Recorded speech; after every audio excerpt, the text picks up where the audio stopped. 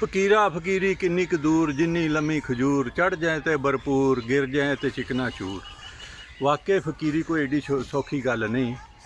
तो आ जड़ियाँ जामना तोड़नियाँ ये भी कोई सौखा काम नहीं। जुलाई का महीना है, सख्त हवस है। कहते जामन ਜਿਹੜੀ है ना ਇਹਦੀ ਜਿਹੜਾ ਟਾਣਾ ਕੱਚ ਮੰਗੋ ਹੁੰਦਾ सख्त हवस जिद्दां दा हुण इदां दा हवस होवे ना तो गाजर मूली मंगू ये टुੱਟਦਾ कड़च करके। तो ਇਹਦੇ ਵਿੱਚ ਮੁੰਡਾ ਚੜਿਆ ਆ ਪੌੜੀ ਲਾ ਕੇ। ਇਹਨੇ ਬਹੁਤ ਬਿਹਤਰ ਕੀਤਾ ਜੇ ਉਹਦਾ ਟਾਣੇ ਤੇ ਤੁਰੀਏ। ਟਾਣੇ ਤਾਂ ਅੱਜ ਕੱਲ੍ਹ ਆਪਣੇ ਭਾਰ ਨਾਲ ਹੀ ਡਿੱਗ ਪੈਂਦੇ ਆ। ਕੱਲਾ ਕੱਲਾ ਦਾਣਾ ਤੋਲਣਾ ਇਹਨਾਂ ਨੇ, ਫਿਰ ਉਹਨੂੰ ਤੋੜਨਾ ਦੇਖ ਕੇ, ਫਿਰ ਉਹਨਾਂ ਨੇ ਝੋਲੇ 'ਚ ਪਾਣਾ, ਪਾ ਕੇ ਫਿਰ ਥੱਲੇ ਲਾਣਾ, ਫਿਰ ਆਰਾਮ ਦੇ ਨਾਲ ਇੱਥੇ ਢੇਰੀ ਕਰਨਾ। ਇਸ ਤੋਂ ਬਾਅਦ ਇਹਨਾਂ ਨੇ ਡੱਲ ਭਰਨੀ ਹੈ, ਫਿਰ ਇਹਨੂੰ ਪੈਕ ਕਰਕੇ ਮੰਡੀ ਲਿਜਾਣਾ, ਉੱਥੇ ਵਿਕਣਾ ਹੈ। ਇਹਨਾਂ ਦੀ ਟਕੇ ਟਿੰਡ ਵਿਕਣੀ ਹੈ। ਜਿਸ ਵੇਲੇ ਆੜਤੀ ਮਾਫੀਆ ਦੇ ਕੋਲ ਹੋ ਕੇ ਉਹ ਫਲ ਫਰੂਟ ਵੇਚਣ ਵਾਲੇ ਕੋਲ ਜਾਣਾ, ਫਿਰ ਇਹਨਾਂ ਜਾਮਣਾਂ ਨੂੰ ਲੱਗ ਜਾਣੇ ਪਰ। ਫਿਰ ਇਹਨਾਂ ਦਾ ਸੈਂਕੜਿਆਂ 'ਚ ਟੋਕਰਾ ਵਿਕਣਾ, ਉਹ ਸੈਂਕੜਿਆਂ ਦੇ ਵਿੱਚ ਕਿਲੋ ਵਿਕਣਾ। ਇਹ ਸਾਲ ਦੀ ਫਸਲ ਹੈ ਜੀ। ਜਾਮਣ ਦੇ ਬਹੁਤ ਸਾਰੇ ਫਾਇਦੇ ਆ। ਜਾਮਣ ਬਹੁਤ ਤਰ੍ਹਾਂ ਇਸਤੇਮਾਲ ਕੀਤੀ ਜਾਂਦੀ ਹੈ। ਹਰ ਇਨਸਾਨ ਨੂੰ ਸਾਲ 'ਚ ਇੱਕ ਦਫਾ ਜਾਮਣ ਜ਼ਰੂਰ ਖਾਣੀ ਚਾਹੀਦੀ ਆ। ਬੰਦੇ ਦੇ ਜਿਸਮ पेट ਦੇ ਅੰਦਰ ਬਾਲ ਚਲ ਜਾਵੇ, ਲੋਹੇ ਦੀ ਕੋਈ ਚੀਜ਼ ਚਲ ਜਾਏ, ਕਚਰਾ ਚਲ ਜਾਏ, ਜਾਮਣ ਖਾ ਲਓ, ਉਹ ਜ਼ਾਇਆ ਕਰ ਦਿੰਦੀ। ਸ਼ੂਗਰ ਦੇ ਮਰੀਜ਼ਾਂ ਲਈ ਬਹੁਤ ਬਿਹਤਰ ਜਾਮਣ। ਔਰ ਇਹਦਾ ਅਰਕ ਬਹੁਤ ਮੁਫੀਦ ਹੈ ਡਾਇਬਟੀਜ਼ ਵਾਲਿਆਂ ਵਾਸਤੇ। ਇਹਦੇ ਪੱਤੇ ਬੜੇ ਮੁਫੀਦ ਆ, ਇਹਦੀਆਂ ਗਿਟਕਾਂ ਬੜੀਆਂ ਮੁਫੀਦ ਆ। ਅੱਲਾਹ ਤਾਲਾ ਨੇ ਕੋਈ ਚੀਜ਼ ਬਗੈਰ ਮਕਸਦ ਤੋਂ ਤਾਂ ਬਣਾਈ ਨਹੀਂ।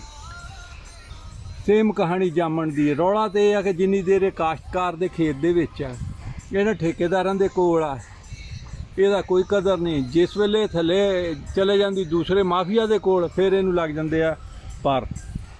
ਅੱਲਾਹ ਤਾਲਾ ਆਸਾਨੀਆਂ ਅਤਾ ਫਰਮਾਏ ਔਰ ਆਸਾਨੀਆਂ ਵੰਡਣ ਦਾ ਸ਼ਰਫ ਅਤਾ ਫਰਮਾਏ।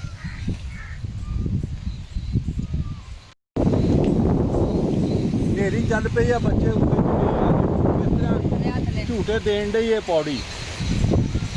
ਉਹ ਮਦਾਰੀ ਕਹਿੰਦਾ ਹੁੰਦਾ ਚੜ ਜਾ ਬੱਚਾ ਪੇਟ ਦੀ ਖਾਤਰ।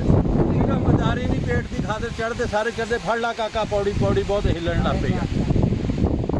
ਅੱਲਾਹ ਤਾਲਾ ਆਪਣੇ ਹਿੱਸੋ ਅਮਾਨ 'ਚ ਰੱਖੇ। ਬਹੁਤ ਬਹੁਤ ਸ਼ੁਕਰੀਆ। ਕਾਕਾ ਤੇਰਾ ਨਾਂ ਕੀ ਆ? ਇਹ ਅਲੀ ਰਜ਼ਾ ਆ। ਇਹ ਤਾਂ ਪਿਛਲੇ ਸਾਲ ਵੀ ਤੇਰਾ ਨਾਂ ਅਲੀ ਰਜ਼ਾ ਹੀ ਸੀ। ਤੇਰਾ ਕੀ ਨਾਂ ਬਈ? ਇਹ ਅੱਲਾ ਦਿੱਤਾ ਮਿਸਟਰ ਏਡੀ। ਬਹੁਤ ਬਹੁਤ ਸ਼ੁਕਰੀਆ ਜੀ। ਭਾਈ ਗੁਲਜ਼ਾਰ ਅਲੀ ਨੇ ਆਪਣਾ ਨਾਲ ਲਾ ਕੇ ਪਰਿਵਾਰ ਇਹ ਕੱਲਾ ਦਾਣਾ ਤੋੜਿਆ। ਪੌੜੀਆਂ ਦੇਖ ਲਈਆਂ ਕਿੱਡੀਆਂ ਉੱਚੀਆਂ ਤੇ, ਬੜੀ ਮਿਹਨਤ ਦੇ ਨਾਲ। ਫਿਰ ਇਹ ਟੋਕਰਾ ਭਰਿਆ, ਟੋਕਰੇ ਦੇ ਉੱਤੇ ਪੱਤੇ ਲਾਇਆ। ਜਰਾ ਭਾਈ ਦਿਖਾਲੀਆਂ ਦੇ ਵਿੱਚ ਕੀ ਹੈ। ਇਹ ਦੇਖੋ ਜੀ, ਇਹ ਜਾਮਣਾ ਹੈ। ਇਹ ਨੇ ਜਿਹਨਾਂ ਨੂੰ ਕਹਿੰਦੇ ਜੰਮੂ ਨੇ ਰਾਹ ਕਾਲੇ ਨੇ ਰਾਹ। ਕਦੀ ਇਹ ਅਸੀਂ ਸੁਣਦੇ ਹੁੰਦੇ ਸੀ ਜੰਮੂ ਨੇ ਰਾਹ ਕਾਲੇ ਨੇ ਰਾਹ, ਆਨੇ ਪਾ, ਫਿਰ 2 ਰੁਪਈਏ ਪਾ। ਤੇ ਹੁਣ ਪਤਾ ਨਹੀਂ ਕੀ ਭਾਅ ਵੇਚਦੇ ਆ ਉਹ ਜਿਹੜੇ ਸ਼ਹਿਰਾਂ ਦੇ ਵਿੱਚ। ਕੋਈ ਯਾਦ ਹੈ ਜੀ ਉਹ ਰੇਹੜੀਆਂ ਵਾਲੇ ਕੀ ਭਾਅ ਵੇਚਦੇ ਆ? ਉਹ ਜੀ 50 ਰੁਪਏ ਕਿਲੋ ਕਿਤੇ ਵੇਚਦੇ, ਕਿਤੇ 100 ਰੁਪਏ ਕਿਲੋ। ਲੇਕਿਨ ਇਸ ਬੰਦੇ ਦੀ ਜਰਾ ਤਸਵੀਰ ਦਿਖਾਣਾ ਜੀ ਭਾਈ ਗੁਲਜ਼ਾਰ ਦੀ। ਇਹਨਾਂ ਦਾ ਜਿਹੜਾ ਇਹ ਟਕਾ ਟਿੰਡੀ ਵਿਕਦੀ ਹੈ। ਇਹ ਟੋਕਰਾ ਐਡਾ ਵੱਡਾ ਹੁਣ ਦੇਸੀ ਆ ਗਈ ਹੈ। ਇਹ ਪੈਕਿੰਗ ਹੈ ਜੀ। ਭਾਈ ਪੱਤੇ ਕਾਹਲੇ ਲਾਣੇ ਆ?